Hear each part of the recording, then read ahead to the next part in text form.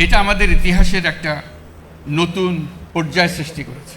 অতীত এবং ভবিষ্যৎ এই দুটোর মাঝামাঝিতে এই জাদুঘর।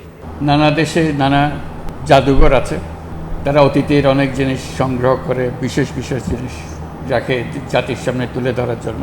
এই জাদুঘরটি ভিন্ন, এইটি বিষয় দৃষ্টি আকর্ষণ করছে। এটা অতীতের কিছু সংগ্রহ নাই এখানে, এখানে একেবারে টাটকা নতুন যা ঘটনা ঘটেছে তাৎক্ষণিকভাবে সেগুলো সংগ্রহ করা হয়েছে।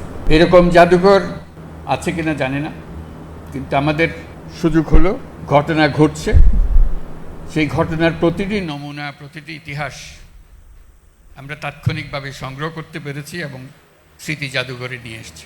এটা আমাদের ইতিহাসের একটা নতুন পর্যায় সৃষ্টি করেছে। অতীত এবং ভবিষ্যৎ এই দুটোর মাঝামাঝিতে এই জাদুঘর। এই জাদুঘর তাৎক্ষণিকভাবে অতীতকে ধারণ করেছে, কিন্তু ভবিষ্যৎ রচনা করেছে। এখান থেকে নতুন যাত্রাপথ রচনা হবে, আমরা নতুন সূত্রে আবার যাত্রাপথ শুরু করব।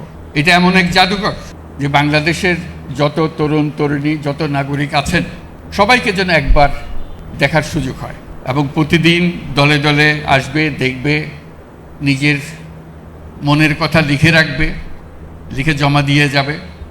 এখানে তার মনে কি আবেগ এসছে, তার ভবিষ্যৎ কি চিন্তা করে সেটা লিপিবদ্ধ করে যাবে, এবং এটা সারা চত্বরে গমগম করবে।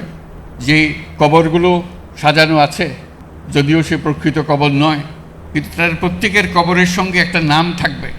সেই নামটা খুঁজে ইতিহাস বার করবে, এখানে ইতিহাসগুলো থাকবে যে কেন কিভাবে মারা গিয়েছিল, কোথায় মারা গিয়েছিল। আজকে আমরা কয়েক মিনিটের মধ্যে দেখে আসলাম, কিন্তু এটি প্রতিটি জিনিস সংগ্রহ করতে বহু সময় লেগেছে, বহু কষ্ট হয়েছে। কোন জিনিসটা পাওয়া যাচ্ছিল না সেটা কিভাবে সংগ্রহ করতে হবে এটা নিয়ে বহু ধরনের চেষ্টা চালানো হয়েছে, যাতে শেষ পর্যন্ত সেটা আমরা সংগ্রহ করে এখানে রাখতে পারি, সবার সামনে দেখাতে পারি। শেষে এই জাদুঘর উদ্বোধন হলো। আমরা আশা করব যে দেশের ছেলে মেয়ে, যে দেশের সকল নাগরিক একবার হলেও আসবে, সপরিবারে আসবে, নিজে আসবে, বন্ধুবান্ধব নিয়ে আসবে, এবং কিছু সময় কাটানো এবং চিন্তা করার জন্য। শুধু দেখে গেলাম হইচই করে সেটা না, বসে একটু চিন্তা করা, কেন এটা হলো, কিভাবে হলো, এটা কি আরও হবে নাকি এখানেই সমাপ্তি করবো আমরা, এটা চিন্তা ভাবনাটা করে যাওয়া। আমরা আজকে অবশেষে উদ্বোধন করতে পারলাম, সেটার জন্য যারা আজকের উদ্বোধনের জন্য কাজ করেছে তাদেরকে ধন্যবাদ জানাচ্ছি।